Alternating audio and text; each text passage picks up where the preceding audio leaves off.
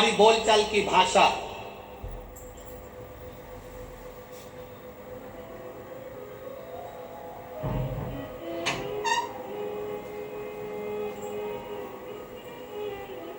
ये कहीं ना कहीं आपका अगर व्यवहार अच्छा है, आपकी बोलचाल की भाषा अच्छी है, आपकी वाणी में नम्रता है, आप झुककर चलना सीखते हो, तो पूरी दुनिया तुम्हारे साथ खड़ी है। आपकी नम्रता नहीं है तो सब आपके विपरीत है। होगा करोड़ों का धन आपके पास में, होगा वैभव आपके पास में, जमीन जायदाद बंगला गाड़ी दुकान सब कुछ आपके पास में होगा, पर यदि आपका व्यवहार नहीं है, आपकी वाणी में प्रेम नहीं है, आप झुकना नहीं जानते, नम्रता नहीं जानते, तो आपका जीवन बेकार है।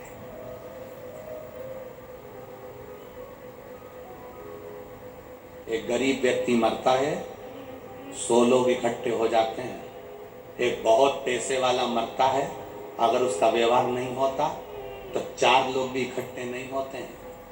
उसके व्यवहार से, उसके प्रेम से, उसकी वात्सल्यता से, उसकी करुणाता से आपको प्राप्ति हो सकती है। आचार विचार, आपकी सोच अच्छी होना चाहिए। काला कलर का चश्मा लगाओगे सब काले दिखेंगे, नीले कलर का लगाओगे सब नीले दिखेंगे, पीले कलर का चश्मा लगाओगे सब पीले दिखेंगे, सफेद कलर का लगाओगे सब सफेद दिखेंगे। आपका चश्मा जिस कलर का होगा, आपकी दृष्टि कैसी है, आपका विचार कैसा है, चोर को चोर नजर आता है, साहूकार को साहूकार नजर आता है, धर्मात्मा को धर्मात्मा नजर आता है, पुण्यात्मा को पुण्यात्मा नजर आता है, पापी को पापी, कपटी को कपटी नजर आता है, भजन करने वाले को भजन करने वाला नजर आता है, और धर्मात्मा को धर्मात्मा नजर आता है। आपकी सोच, आपका विचार, आपकी दृष्टि श्रेष्ठ होना चाहिए। चेहरे का कलर बदले ना बदले, पर अपना कर्म बदलना चाहिए, तो जिंदगी सार्थक है। अब हम चेहरा बदलने में लगे हुए हैं, हम रोज प्रयास करते हैं, मैं कैसे अच्छी लगूंगी, मैं कैसे अच्छी लगूंगी, मैं कौन से कलर के कपड़े पहनूं कि मैं अच्छी दिखूं। कभी विचार करना कि मैं कौन सा भजन करूं कि भगवान को अच्छी लगूं, वो भजन कौन सा होना चाहिए। एक साड़ी अच्छी नहीं लगती तो तुम उसको उतार दूसरी पहन लेते हो, वो भी अगर गड़बड़ दिख रही है तो तुम तीसरी पहन लेते हो। जरा विचार करिएगा, जब हमारा वस्त्र हमको अच्छा नहीं लगता तो हम बदल लेते हैं, तो अपना व्यवहार किसी को अगर अच्छा नहीं लग रहा तो अपने आप में हमें व्यवहार को बदलना चाहिए। हम अपने व्यवहार को नहीं बदल रहे, हमारा वही अकड़, हमारी वही आसक्ति, वही काम, वही लोभ, वही तृष्णा, वही निंदा, वही व्यर्थ का काम, तो हम परमात्मा को नहीं पा सकते।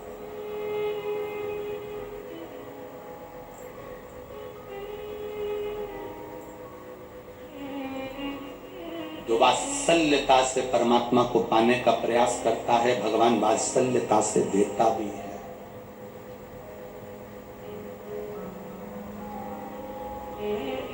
वात्सल्यता से।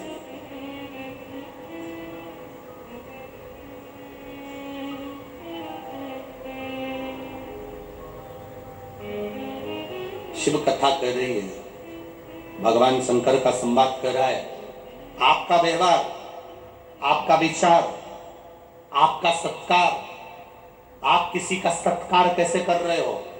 आपके घर में कोई आता है, केवल घर का बुजुर्ग उठकर उसको पानी पिलाता है। घर में 3 बहू, 4 बहू, 2 बहू, सब अपने अपने कमरे में,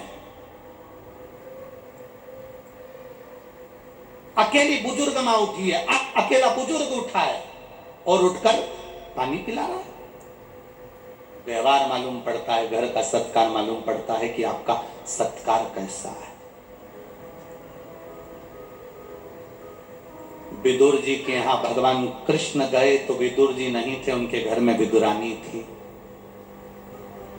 नया पलंग विदुरानी ने विदुर जी से कहकर बनवाया था। आजकल तो ये लकड़ी के पलंग बनते हैं, पहले के समय का जो पलंग होता था आसपास में लकड़ी लगी होती थी, बीच में रस्सी लगी होती थी, निवाड़ पट्टा बंधा होता था, क्या बोलते हैं इधर? खटिया। हाँ ठीक है, ये वही खटिया है ना, खड़ी कर दी जो है? हाँ ठीक है, तो उसको लोग खटिया कहते हैं। वो पलंग विदुर जी से कहकर विदुरानी ने बनवाया। विदुर जी से कहा एक पलंग बनवा दो बड़ा सुंदर, भगवान आएंगे तो मैं उनको बिठाऊंगी। विदुर जी ने नया पलंग बनवाकर, जहां पुराना पलंग था जिसकी रस्सी को उंदरा ने चूहा ने 4 जगह से कतर दिया था, उस पलंग के पास में नया पलंग रखा है। विदुर जी नहीं है और घर भगवान आ गए। विदुरायन ने जो भगवान को देखा सुध भूल गई, आज हरि आए विदुर घर सुध भूल। और क्या सुध भूली विदुरायन? भगवान से कह रही आइए पधारो आओ, और भगवान अंदर आए। विदुरायन कह रही मैं तुम्हारे लिए पलंग बिछाती हूं, नया बनवाया। और जो नया पलंग था विदुरायन उसको उठाई भी नहीं। जो पुराना पलंग था जिसकी रस्सी को 4 जगह से ऊंदरा ने चूहे ने कतर दिया था, विदुरायन ने वो पलंग बिछा दिया और भगवान से बोली बैठिए आपके लिए नया बनवाया है। भगवान ने जो पलंग की दशा देखी तो भगवान ने सोचा नया ऐसा है तो पुराना कैसा होगा, अगर नया ऐसा है तो फिर पुराना कैसा होगा। बैठिए। अब जो 4 लकड़ी नहीं होती है पलंग में, चारों तरफ जो लकड़ी लगी होती है, चारों तरफ जो लकड़ी लगी होती है, उस पलंग की लकड़ी पर भगवान धीरे से कोने पर बैठे, अंदर नहीं बैठे क्योंकि रस्सी टूट रही थी। विदुरायन ने हाथ जोड़कर कहा प्रभु आपके लिए नया बनवाया और आप ऐसे बैठोगे अंदर खसको। भगवान विदुरायन से बोले नहीं खसकूंगा, अगर मैं खसक गया तो पूरा ही खसक गया। नहीं, विदुरायन बोली ऐसा नहीं चलेगा, थोड़ा सा अंदर खसको प्लीज। हाथ जोड़कर बार बार निवेदन करा, थोड़ा तो खसकना पड़ेगा। और भगवान अब विदुरायन के भाव को जानते। अब भाव तो भाव होता है ना, बिना भाव के कोई चीज भाती थोड़ी ना। एक जमाई था, उस जमाई को बैंगन की सब्जी अच्छी नहीं लगती थी। अब उसको बैंगन की सब्जी अच्छी नहीं लगती थी और ससुराल गया, और ससुराल में गया तो ससुराल में पहली बार गया और सास ने बैंगन की सब्जी बनाई और सारी सब्जी मिठाई रसगुल्ला सब थाली में रखा। पर जमाई को लगा सामने बैंगन की सब्जी है, मुझे बहुत बुरी लगती है, एक काम करता हूं सबसे पहले इसी को खाकर फिर दूसरी चीज खाऊंगा, जो अच्छी नहीं लगे पहले उसे निपटाऊंगा। पर हमने इस कथा के बाद में ये विचार कर लिया कि जो अच्छी नहीं लगे उसको बाद में खाओ, जो अच्छी लगे वो पहले खाओ। इसने कहा अच्छी नहीं लगती, पहले ये खा जाता हूं। एक रोटी का टुकड़ा लेके पूरी बैंगन की सब्जी खा गया। इतने में साली ने अंदर जाकर बताया मम्मी जीजा जी को बैंगन की सब्जी इतनी अच्छी लगी, इतनी अच्छी कि उन्हें कुछ भी ना तो गुलाब जामुन खाई, ना समोसा खाया, ना कचौड़ी खाई, केवल बैंगन की सब्जी खाई। इतने में मां ने कहा बेटी जाओ एक कटोरी और अब वो एक कटोरी बैंगन की सब्जी फिर ले गए। जीजा जी जीजा जी जीजा जी। जीजा जी बोला नीची है नीची है, नहीं तुम्हें मेरे हाथ की तो लेना ही पड़ेगी चाहे कुछ भी हो जाए। जीजा जी बोले मैं कोई दूसरा आइटम ले लूंगा, नहीं तुम्हें तो लेना ही पड़ेगा। और वो कटोरी फिर धर गई। अब जीजा जी को लगा फिर सब्जी आ गई बैंगन की, इसको नफरत थी बैंगन की सब्जी से। अब इसने कब साली देखे गई, इसने फिर रोटी का टुकड़ा लिया, इसने कहा गुलाब जामुन बाद में खा लूंगा पहले ये। इतने में ससुर जी आए, उन्होंने देखा जमाई कितना सीधा साधा, कितना बढ़िया, ना गुलाब जामुन खाए ना समोसा खाए, बैंगन की सब्जी खाए। ससुर अंदर गए, अपनी पत्नी से कहा जरा एक कटोरी सब्जी देना, एक कटोरी। ससुर जी बेटा बहुत लोगों को देखा, सबको अच्छा अच्छा सामान पसंद है, पर पहली बार हमारा इतना जोरदार जमाई मिला जिसको बैंगन की सब्जी थी भाई खाना पड़ेगी। और वो कटोरी रख गए। अब ससुर के हाथ की नहीं खाए तो पत्नी प्राण खाए। उसने कहा सब बाद में खाऊंगा, पहले बैंगन की सब्जी। उसने ससुर के हाथ की खा गया। इतने में सास पूरी कढ़ाई लेके, ये बैंगन की सब्जी तुम्हें इतनी अच्छी। जमाई उसके बाद कभी नहीं आया। अब विदुरानी कह रही है कि बैठो अंदर खसको। भगवान बोले कि मैं अंदर खसका तो पूरे खसक जाऊंगा। विदुरानी बोली तुम्हारे लिए नया पलंग बनवाया, भगवान के नया ऐसा है तो पुराना कैसा होगा। फिर भी नहीं माने। जो भाव से, अगर जिमाए भाव से बुलाए, भाव प्रकट करे तो फिर तो मानना पड़े।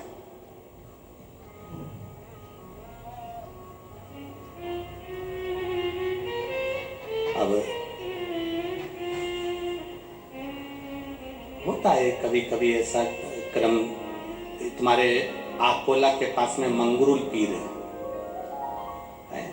अब वो मंगरूल पीर में वह नारायणी बाई, बहुत पहले की बात, 10, 12, 15 साल और पहले की, लगभग 20, 22 साल पहले की बात है। उनने कराई कथा।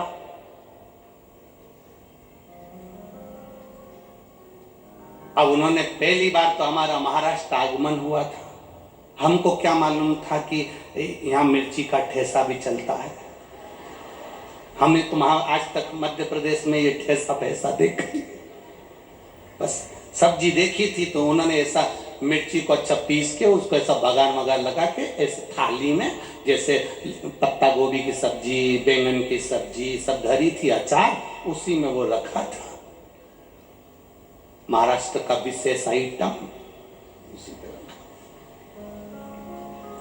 अब हमारे मन में आया कि कितनी कंजूस है, इतनी सी सब्जी धरी। अब हमको क्या मालूम था कि इतनी गजब कर जाएगी। अब हम तो सोचे कि कंजूस है, इतनी सी धरी। अब हमने मन में सोचा कि वारी नारायणी भाई ने तेरे सब्जी इतनी सी धरी। अपन ने भी सोचा सब्जी अच्छी दिख रही, उनमें से थोड़ा सा तेल बहरिया था, मसाला जोरदार दिख रहा है, सब्जी अपना क्या जाए, इतने कम धरी है, नहीं तो खा जा। एक रोटी का टुकड़ा लिया ने, निपटे ही के ना मुंडा में जो धरिया। बस उस दिन के बाद समझ गए कि ये बहुत ठेस पहुंचाता है। और केवल यहां तक ठेस नहीं पहुंचाता, 3-4 दिन तक पहुंचाता। साधारण नहीं हो।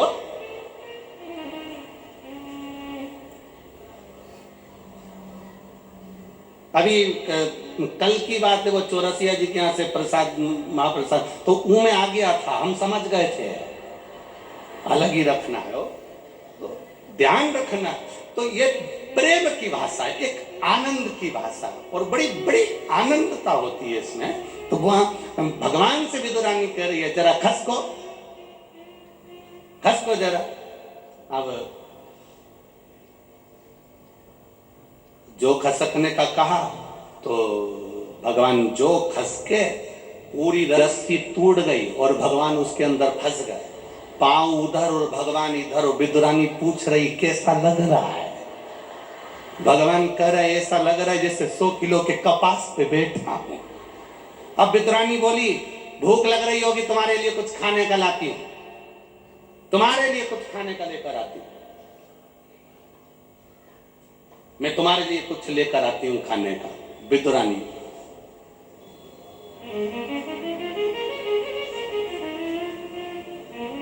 अब भगवान ने मन में सोचा जब बिठाया ऐसा है तो खिलाएगी कैसा, उससे अंदाजा लग जाए। मैं तुम्हारे लिए कुछ खाने का लाती हूं। विदुरानी अंदर गई, केले लेकर आई। भगवान के मन में संतोष हो गया, कम से कम अच्छा हुआ केले ही लाई है। भाटा उठा लाती, इसका क्या ठिकाना, केला लाई। और भगवान के चरणों में बैठकर बड़े प्रेम से केला छीलती जाए और भगवान से के मैं तुम्हारे लिए 2 दर्जन लेके आई थी और तुम्हारे काका विदुर जी 2 दर्जन लाए, 4 दर्जन केले तुमको ही खाना है। भगवान कह रहे ला मेरे को दे दे, मैं खा लूंगा। नहीं, मैं छील के खिलाऊंगी। उनको क्या मालूम था कि पक्के में छिलके ही खिलाएगी। अब जो अंदर की गिरी थी वो नीचे फेंक दी और छिलका भगवान को दे दिया। भगवान ने पूछा ये क्या है? विद्रानी बोली केला। भगवान बोले जो नीचे पटका, तो के छिलका। भगवान बोले तुम्हारे यहाँ उल्टा खाते हैं। विद्रानी बोली केला तो ऐसे ही खाते हैं। भगवान को छिलके देती जाए, भगवान छिलके खाते जाए, सारे छिलके भगवान खाते जा रहे। तो भगवान ने विद्रानी से पूछ लिया सब केले हम खा जाएंगे तो तुम क्या खाओगे? विद्रानी बोली जो नीचे पड़ा है वो हम खा जाएंगे। भगवान सोचे गजब। प्रेम जहां पर है, आपका सत्कार, आपका आचार विचार, और तीसरे नंबर पर है सत्कार कैसा है कि दुर्योधन के मेवा त्यागे, साग विदुर घर खाई, सबसे ऊंचे प्रेम सगाई।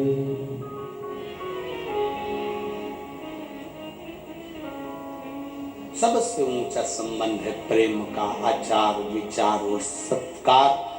सत्कार कैसा है आपका?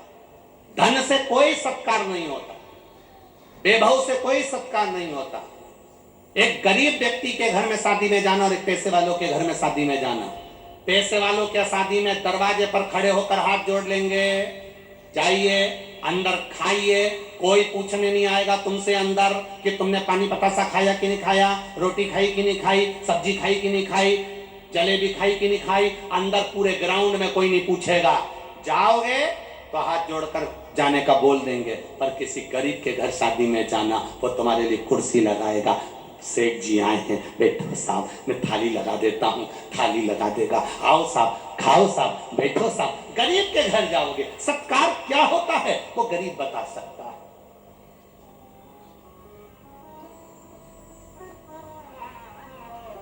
सत्कार क्या है? धन से कभी सत्कार नहीं होता, धन से कभी सत्कार नहीं होता। आप दिल से सत्कार करिए।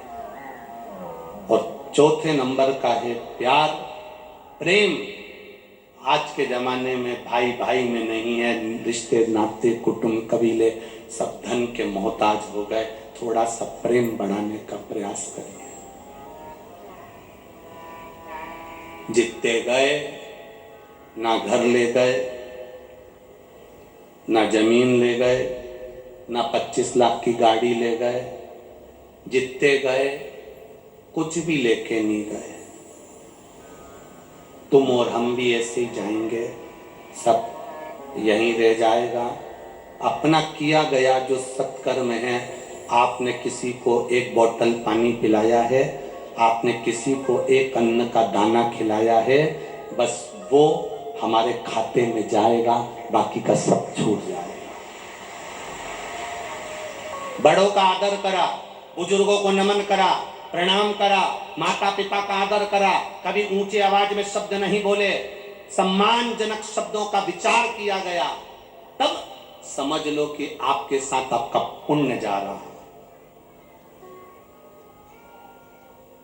गाली देने वाला गाली दे रहा है, अपशब्द कहने वाला अपशब्द कर रहा है, ताने देने वाला ताना दे रहा है। जरा सा किसी ने एक संबोधन में लोग कह देते, जरा सा किसी ने कह दिया कुत्ता, बस गाली में जैसे ही बोला कुत्ता, और कुत्ता बोलते से और तुमने चिल्लाना चालू कर दिया, चिल्लाना चालू कर दिया, तो उसमें उसकी गलती नहीं है जिसने कुत्ता कहा है, गलती तुम्हारी है कि तुम भौंके क्यों।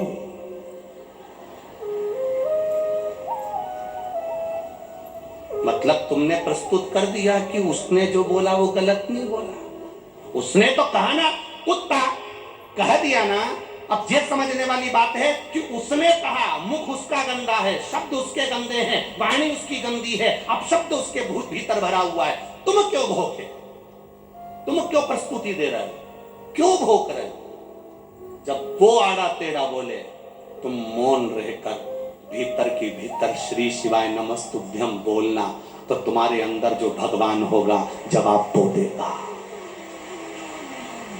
और उसके बोलने से तुमने भोंकना चालू कर दिया तो समझ लो कि फिर वो गलत नहीं बोल रहा, तुम हो। फिर वो गलत नहीं बोल रहा। तुमने अगर चिल्लाना चालू कर दिया, उसने बोला और तुमने अपशब्द बोलना चालू कर दिया, तुमने तुरंत बोलना चालू कर दिया, तो समझ लो कि फिर तुम वो गलत क्या बोला, उसको समझो। उसने जैसे कुत्ता शब्द बोला, जैसी अपशब्द बोला, जैसी ताना दिया, जैसी गाली दी, जैसी आड़ा टेढ़ा बोला, तुम पलट के जवाब क्यों दो? लोग कहते हैं हमारी सास हमको अपशब्द कहती है, तो पलट के जवाब क्यों दे रही हो? मत दो। श्री शिवाय नमस्तुभ्यम अंदर से जपो। क्यों? जब वो आड़ा टेढ़ा बोलेगी तुम मंत्र का जाप करोगे, तुम्हारे अंदर शंकर जी आकर बैठ जाएंगे। गाली तुम्हें नहीं लगेगी, उसको लगेगी जो तुम्हारे अंदर है, तो जवाब भी वो देगा। तुम क्यों पलट कर जवाब देते हो? तुम क्यों देते हो? मत बुरे कर्म कर बंदे, वरना पछताएगा। भगवान की आंखों से तू बच नहीं पाएगा, तू बच नहीं पाएगा। अरे ओ अज्ञानी मत कर नादानी, तेरे कर्म का फल भी तू ही पाएगा। जैसा किया तूने तेरे आगे आएगा। मत बुरे कर्म कर बंदे, वरना पछताएगा। भगवान की आंखों से तू बच नहीं पाएगा, तू बच नहीं पाएगा। आप क्यों जवाब दो? उसके कर्म का जवाब वो देगा। प्रेम बढ़ाइए। हम प्रेम को छोड़ दिए।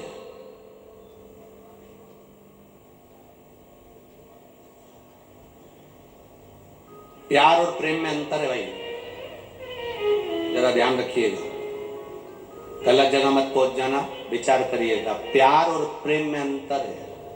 प्रेम में समर्पण होता है, किसी का खून खच्चर नहीं होता, और प्यार में हमेशा खून खच्चर ही होता है। प्रेम और प्यार में अंतर है। ये जरा सा फिल्म देख देख के लोग जो कर बैठते हैं कि, और फिल्म देखकर क्या सीखते हैं? बस ये कि वो उसको चाहे, वो उसको चाहे, वो उसको चाहे, और पूरी फिल्म का एंड तब होता है जब दोनों की शादी हो जाए। आज तक फिल्म में जितने भी एंड हुए हैं फिल्म के, वो शादी पर एंड हुए हैं। शादी के बाद का बताओ ना। सही फिल्म तो चालू जब होती है, पर जितनी भी फिल्म बनी, हर एक फिल्म का एंड होगा तो दोनों की शादी से होगा। इसके बाद ओरिजिनल फिल्म चालू होती है, वो कौन दिखाएगा? वो कौन दिखाएगा? वो भी तो दिखाओ कि पति भेरू बन गया और पत्नी जगदम्बा काल रात्रि कुष्मांडा, और रोज दोनों का झगड़ा हो रहा, और रोज घर में आरती हो रही, अम्बे तू है जगदम्बे काली, जय हो आकोला वाली। रोज झगड़ा हो। बस फिल्म देखी हमने, फिल्म देखी तो सोचा मैं हीरो बन गया, ये हीरोइन बन गई, हम दोनों में स्नेह हो गया, प्रेम हो गया, प्यार हो गया। ना ना ना ना, इसको कहते नहीं है कुछ भी। सही फिल्म का एंड, हर फिल्म का एंड केवल शादी पर हो जाता है। शादी के बाद हुआ क्या वो तो देखो। ये जितनी फिल्म देखकर शादी होती है ना, इनका एंड बड़ा बुरा होता है। जितनी फिल्म देखकर शादी होती है, जरा सा लड़के की ओर आसक्त हो गए, जरा सा देख लिया, आसक्ति बढ़ गई, प्रेम बढ़ गया, स्नेह बढ़ गया। मेरा बेटियों से निवेदन है, तुम्हारे माता पिता ने तुम्हें उच्च शिक्षा दी है, तुम्हारे माता पिता ने तुम्हें पढ़ाने में कमी नहीं रखी, तुम्हारे माता पिता ने तुम्हें शहर में भेजने में कमी नहीं रखी, तुम्हारे माता पिता ने तुम्हें कपड़े पहनाने में कमी नहीं रखी, तुम्हारे माता पिता ने तुम्हारे भाई को जितनी अच्छी शिक्षा नहीं दी उतनी अपनी बेटी को दी है। मेरा बेटियों से निवेदन है, अपने माता पिता को कन्यादान का मौका देना, किसी आड़े टेढ़े के साथ मत चले जाना, किसी आड़े टेढ़े के साथ मत चले जाना। जरा सा बॉडी शॉडी देखी और उसके साथ चले गए, जरा सा गाड़ी उसने आकर भुर्र भुर्र करी, मालूम पड़े गाड़ी सुधरने आई थी, 50 रुपए का डीजल फ्री का डलवा के लिए आया और उसके साथ चले गए, जिंदगी भर रोगे, जिंदगी भर। एक बेटा एक कुल को तारता है और एक बेटी 2 कुल को तारती है, उसका जीवन प्रबल होना चाहिए। बेटी का जन्म, कोई हिमालय राज के यहां पूछे कि हिमालय राज बेटी के जन्म पर कितने प्रसन्न हुए थे, हिमालय राज बेटी के जन्म पर कितने खुश हुए थे, दक्ष प्रजापति बेटी के जन्म पर कितने खुश हुए थे। जिसके घर में बेटा जन्म लेता है वो 1 कुल को तारता है, पर बेटी 2 कुल को तार देती है। बेटा एक बार अपने माँ बाप को दुखी देख सकता है, पर बेटी कभी अपने माँ बाप को दुखी नहीं देख सकती। वो बेटी होती है सर्वस्व जो निछावर कर दे। हमने तो इस व्यासपीठ से कई बार कहा है, आज फिर कहते हैं कि जिसके घर में बेटी है वो भाग्यशाली नहीं सौभाग्यशाली है। उसके भाग्य को 100 बार गुणा करा जाए वो सौभाग्यशाली है, होना चाहिए। आज के जमाने में मालूम पड़ जाए कि बेटी है तो लोग बच्चा गिरवा देते हैं, भ्रूण हत्या करवा देते हैं, बेटी का जन्म नहीं होना, बेटी को पाल पोसना बड़ा मुश्किल। ना ना ना, बेटी है तो तुम्हारा जीवन है। हम तो यहां तक कहते हैं राजनीति में भी ध्यान रखना चाहिए, चुनाव लड़ने का टिकट उसी को देना चाहिए जिसके घर में बेटी हो। चुनाव लड़ने का टिकट भी उसके यहां देना चाहिए जिसके यहां बेटी हो। और निवेदन है, बेटी के मां बाप को निवेदन करूंगा कि आप भी अपनी बेटी की शादी उसी घर में करना जिस घर में बेटी हो। और मेरे ब्राह्मण संत साधु सन्यासी तपस्वी साधक उपासकों से भी निवेदन है, आप भी भोजन उसी के यहां करो जिसके घर में बेटी हो, तो हम भोजन ग्रहण करेंगे। क्योंकि बेटी भाग्य बना देती है, बेटी सौभाग्य बना देती है, बेटी बाप की किस्मत लिख देती है। वो तो कहीं भ्रम में ना पड़े बेटियां। मेरा निवेदन, यहां जितनी बेटियां बैठी हैं, जितनी बेटियां बैठी, कितनी बेटी है जरा खड़ी तो हो जाओ बेटियां, हो जाओ, खड़ी हो जाओ, जितनी भी लड़कियां सब खड़ी हो जाओ, जितनी बेटियां बैठी हो जाओ। चारों पंडाल में, चारों पांचों पंडाल में जितनी लड़कियां बैठी हैं सब खड़ी हो जाओ। जिनकी शादी नहीं हुई सब खड़ी हो जाओ, छोटी बच्ची से बच्ची लेकर बड़ी से बड़े तक। आज शिव महापुराण से संकल्प लेकर जाना कि हम जहां हमारे माता पिता चाहेंगे वहां शादी करेंगे, किसी एरे गिरे नत्थू घेरे से नहीं करेंगे।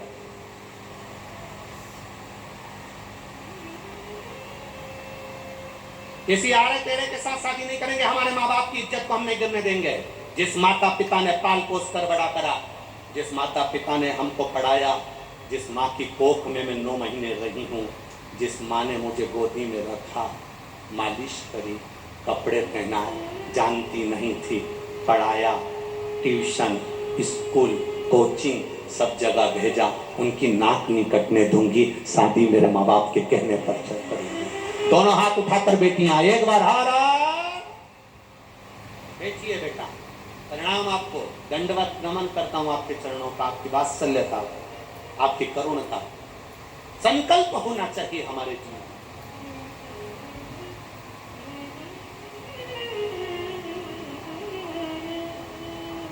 जहां बेटियां भटक जाती है तो दा केरल जैसी फिल्म बनाना पड़ जाती है।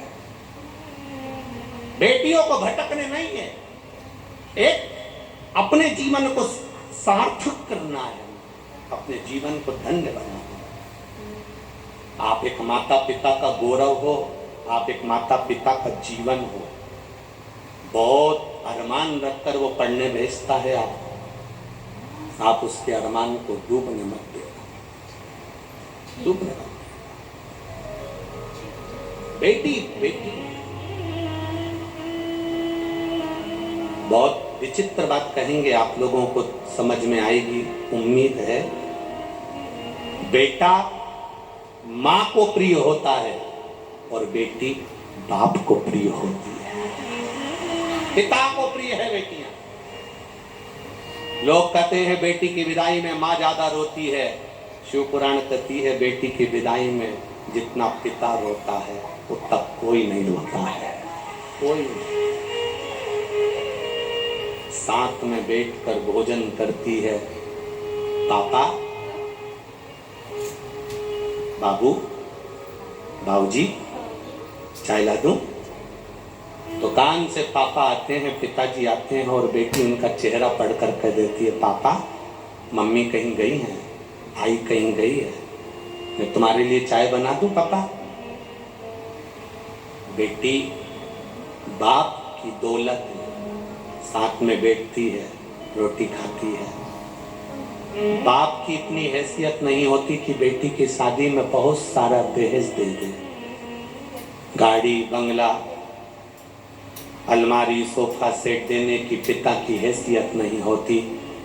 फिर भी पिता कर्जा लेकर आता है और अपनी बेटी की शादी में कमी नहीं रखता, कमी नहीं रखता बाप अपनी बेटी की शादी। बेटी कहती है, पापा मत कर्जा करो, कौन चुकाएगा? भाई छोटा है, घर की बड़ी मैं हूं, मेरी शादी कर दोगे तो कर्जा कब तक चुकाओगे? कोई बात नहीं लाडो, कोई बात नहीं। सब भोजन कर कर चले जाते हैं, बेटी की भाबर भी हो जाती है, पापा सामने नहीं आते, कन्यादान कर कर एक और खड़े हो जाते हैं। जब जाती है बेटी तब पिता बेटी के सामने जब आता है, बेटी कहती है, पापा इतना कर्जा कर लिया कैसे चूकेगा ना? बाप बेटी को गले लगाकर कहता है, तू मेरी दुनिया की सबसे बड़ी पूंजी है लाडो, ये कर्जा तो कोई बात नहीं, बहुत मेहनत कर लूंगा, चुका दूंगा, पर सुनना बेटा, तेरे आने से मेरी जीवन की फुलवारी है। तेरा जन्म नहीं हुआ था उससे पहले दुखी था, पर जिस दिन तू मेरी गोदी में आ गई थी ना, उसके बाद मेरी जिंदगी की खुशियां 4 गुना बढ़ गई बेटी। तेरे को देखकर मैं खुश हो जाता हूं।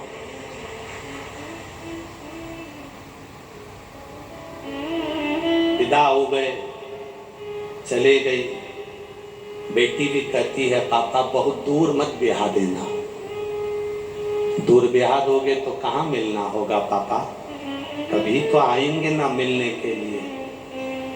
उस बेटी की जो शादी करी और लड़का उसका सम्मान नहीं करता, आदर नहीं करता, गालियां देता है, उसको पूछता नहीं है, केवल एक नौकरानी की तरह उसको उपयोग में लेता है, तो उस बाप से पूछना जिसने उसको पाल पोस कर बड़ा करा, उसकी जिंदगी कैसी रहती है। पिता का जीवन, नारी का आदर सम्मान करना सीखो, अंत समय तक साथ देती है एक नारी, अंत समय तक।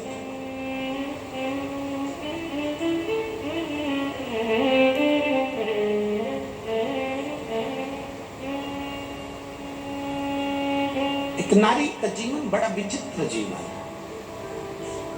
जब हिमालय राज के यहाँ से पार्वती मैया विदा हुई थी, हिमालय राज 7 दिन तक रोटी भोजन नहीं करे थे, 7 दिन तक उन्होंने भोजन नहीं ग्रहण करा था।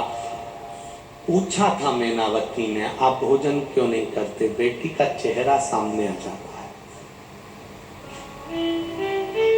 चेहरा सामने आ जाता है। उसको साथ में बैठकर हम लोग खाते थे। उसको स्कूल छोड़ने जाता था, कॉलेज छोड़ने जाता था, दुकान की शटर गिरा देता था, कोचिंग छोड़ने चले जाता था, आती थी लेने चला जाता था। कितना विश्वास बेटा पर भले एक बार भरोसा पिता ना करता है, पर अपनी बेटी पर भरोसा पूर्ण करता है। प्रेम और प्यार में अंतर है। प्यार में खून खच्चर होता है, आखिरी में लोग प्यार कर कर शादी जरूर कर लेते हैं, पर इनकी जिंदगी नरक से बदतर होती है। रोते हैं, हिलकते हैं और मरते हैं। प्रेम प्रेम होता है जिसमें खून खच्चर नहीं होता, समर्पण होता है। राधा और कृष्ण का भी प्रेम था, पर दोनों में एक दूसरे में समर्पण का भाव था, कोई खून खच्चर नहीं हुआ। आज के जमाने में लोग उसको बदनाम कर दिए कि ये प्रेम प्रेम और प्यार में अंतर है।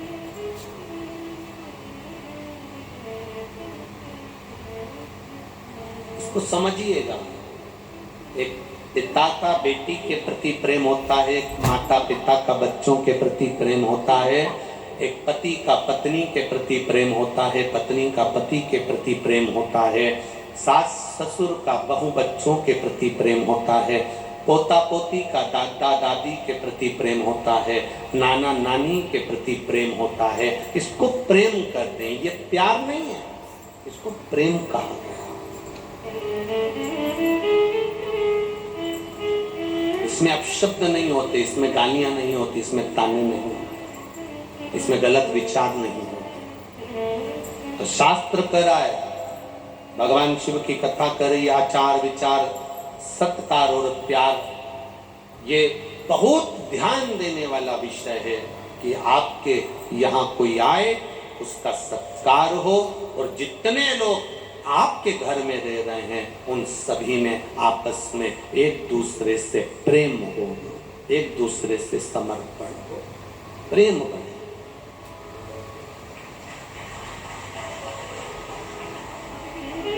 आज का जमाना बड़ा विचित्र है।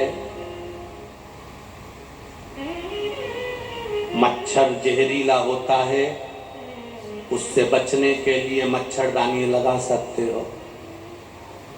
मच्छर जहरीला होता है, उससे बचने के लिए मच्छर की कॉइल लगा सकते हो, ऑल आउट लगा सकते हो। सांप जहरीला होता है तो पहचान जाते हो कि यह जहरीला है। एक हॉस्पिटल में लिखा था, मच्छर काट गया तो हम आपको बचा लेंगे, बिच्छू काट गया तो हम आपको बचा लेंगे, सांप काट गया तो हम आपको बचा लेंगे, पर कोई इंसान तुम्हें काट गया तो नहीं बचा सकता। जरा विचार करना कि क्यों लिखा। मच्छर से ज्यादा जहरीला, सांप से ज्यादा जहरीला, बिच्छू से ज्यादा जहरीला आज का मनुष्य हो गया है, जो एक दूसरे को काटने में दौड़ रहा है, एक दूसरे को मारने में दौड़ रहा है, एक दूसरे को नफरत फैला रहा है। हम कहां जा रहे हैं? हमारी सोच, हमारी वृत्ति, हमारा दृष्टि कहां जा रही है? श्री स्वामी समर्थ शिव महापुराण की कथा कहती है, स्वामी समर्थ जी ने अपने शिष्यों से कहा, चौलप्पा से कहा, सुंदरबाई से कहा कि तुम मेरे करीब में होने के बाद भी तुम मेरे नहीं हो पाए। चौलप्पा, तू मेरी सेवा कर रहा है। सेवा किस लिए कर रहा है? केवल धन कमाने के लिए। मैंने तुझे पादुका दी और तूने उसका व्यापार कर लिया। मैंने तुझे पादुका दी और तूने उसका व्यापार कर लिया। लोगों को बुला रहा है, पादुका का दर्शन करा रहा है और उसमें से पैसे उकाड़ रहा है। ये नहीं, सुंदरबाई तू मेरी सेवा कर रही है और धन कमा रही है। धर्म को धंधा ना बनाया जाए। कथा, सत्संग, प्रवचन, राम कथा, शिव कथा, भागवत कथा, यज्ञ, अनुष्ठान, मंदिर, देवालय, शिवालय, ये कमाने के स्रोत नहीं होना चाहिए, ये समर्पण के स्रोत होना चाहिए। चोलप्पा, मेरी पादुका को लेकर तू उसको व्यापार कर लिया। सुंदरबाई, तो मेरे दर्शन को व्यापार बना दी। आओ दर्शन करो, आओ दर्शन करो। स्वामी समर्थ जी कह रहे हैं सुंदरबाई मुझसे बैठा नहीं जाएगा। सुंदरबाई कहती है 4 लोग मिलने आए हैं, आप बैठ जाओ। शरीर नहीं बन रहा स्वामी समर्थ जी का, तो भी सुंदरबाई उनसे कहती है बैठ जाओ। ये भगवान के दर्शन को, भगवान की कथा को, भगवान के भजन को व्यापार नहीं बनाना। वो कभी फली फूलता नहीं है महाराज, कभी नहीं फूल सकता।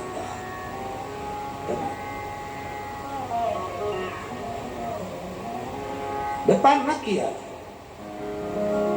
धर्म का व्यापार ना हो, धर्म का धंधा ना हो, ये दुख दे जाता है, तकलीफ दे जाता है। आज कितनी खुशी की बात है कि गांव-गांव का व्यक्ति, एक-एक महिलाएं, एक-एक नारी घर से पानी की बोतल ला रही हैं, बिस्कुट ला रही हैं, खाने का सामान ला रही हैं। कोई लाता है बांट कर चले जाता है, कोई आता है बांट कर चले जाता है। कम से कम आपने अपने धर्म को पहचाना तो सही, आपने अपने सत्कर्म को पहचाना तो सही, जाना तो।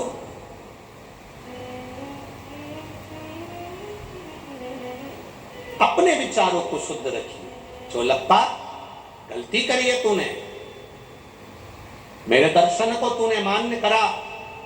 धन कमाने के लिए संत नहीं मिलते। संत, साधु, सन्यासी, तपस्वी, साधक, उपासक, शिव महापुराण की कथा, राम कथा, भागवत कथा, गीता, विष्णु पुराण, नर्मदा पुराण, ये जितनी भी पुराणे बनाई गई है, जितने मंदिर देवालय बनाए गए हैं, ये वो केंद्र है जहां पर हमारे भीतर का मेल धोया जाता है, जहां हमारे भीतर का पाप धोया जाता है, जहां हमारे भीतर का काम, लोभ, आसक्ति, वासना, तृष्णा धोई जाती है।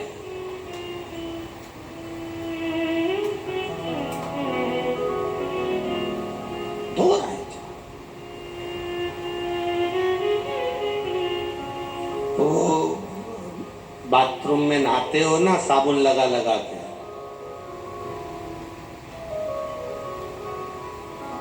साबुन लगाया, मुंह धोया, साबुन लगाया, हाथ धोया।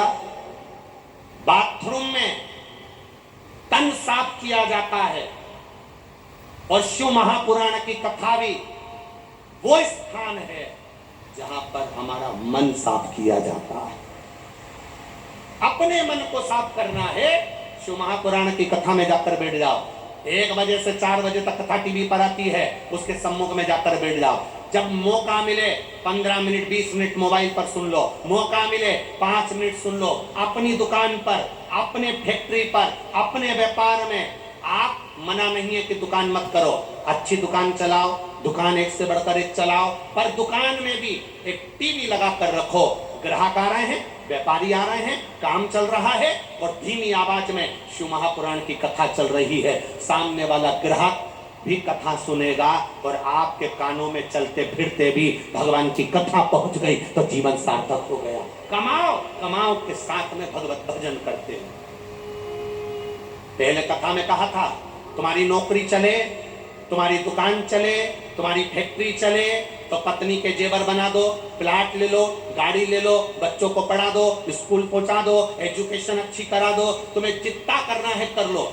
चलती हुई दुकान में पत्नी के जेवर बनाओगे तो टेंशन नहीं रहेगा। चलती हुई नौकरी में पत्नी के जेवर बनाओगे टेंशन नहीं रहेगा। चलते हुए फैक्ट्री में पत्नी के जेवर बनाओगे दिक्कत नहीं आएगी। पर जब तुम्हारी नौकरी चली जाए, दुकान चलना कम हो जाए, फैक्ट्री चलना कम हो जाए, अब ना तुम पत्नी के जेवर बना सकते हो, ना प्लाट ले सकते हो, ना गाड़ी ले सकते हो। चलते चलते में तुम प्लाट भी ले लो, गाड़ी भी ले लो, जेवर भी बना लो। उसी तरह बचपन, जवानी, अधेड़ी, बुढ़ापा, जब तक ये शरीर चल रहा है, जब तक ये शरीर काम दे रहा है, तब तक कथा सुन लो और भगवान का भजन कर लो और सेवा कर लो। चलते चलते में कर लो तो ये जीवन की सार्थकता हो जाए। शरीर चले तब तक तीर्थ जाओ, शरीर चले तब तक कथा में जाओ, शरीर चले तब तक भगवत भजन में जाओ।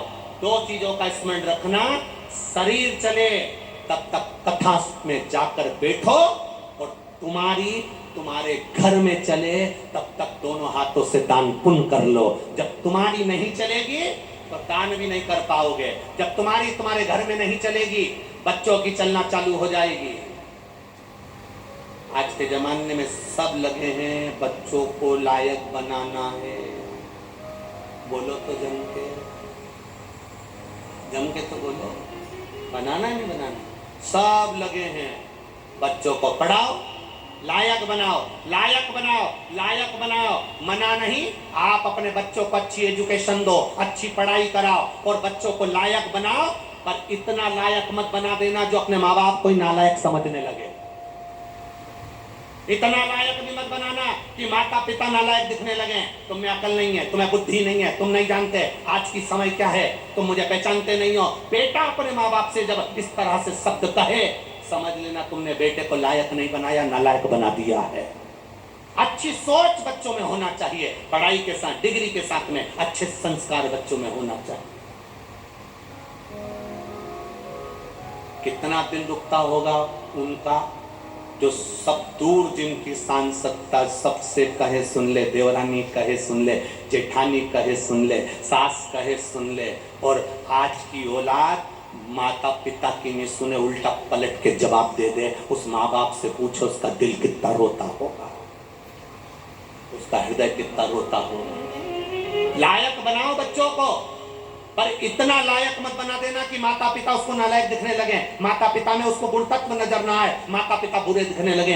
ऐसा लायक बनाना किसी काम का नहीं होगा। संस्कारों से जुड़ा हुआ लायक बनाना, जो तुम्हारी सेवा करे, सम्मान करे, अपने माँ बाप के शब्दों को ना काटे। पापा ने कह दिया मेरे को वही करना, मेरी माँ ने कह दिया मुझे वह करना, मेरे घर के बड़ों ने कह दिया मुझे वह करना। शब्द आपके भीतर के हो, संबोधन आपके भीतर का।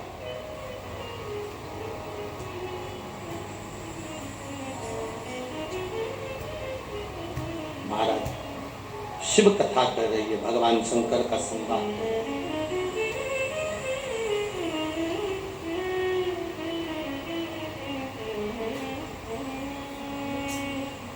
दुनिया की सारी वस्तु उसके पास में दे दो, पर साथ में संस्कार भी दे दो। थोड़ा संस्कार बहुत जरूरी है, कहीं नहीं मिलेगा, माता पिता को देना पड़ेगा अपने पास से। बच्चों को चाबी देना मना नहीं, पर उससे पहले संस्कार देना कि वो चाबी खोलने सीखे।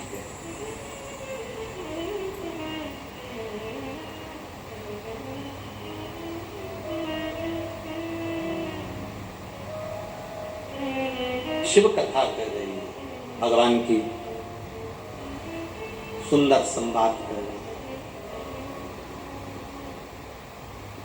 शिव महापुराण कहती है, आपका किया गया भजन, आपका किया गया स्मरण, आपका किया गया कीर्तन, राजा हरिश्चंद्र की धर्मपत्नी तारामती का जो भजन था वो प्रबल था, इसलिए शिव के चरण प्राप्त हो। शिव चरण करो, भगवान की भक्ति मिलेगा। खाली न जाता दर से तुम्हारे, खाली न जाता कोई दर से तुम्हारे, मैं भी खड़ा हूँ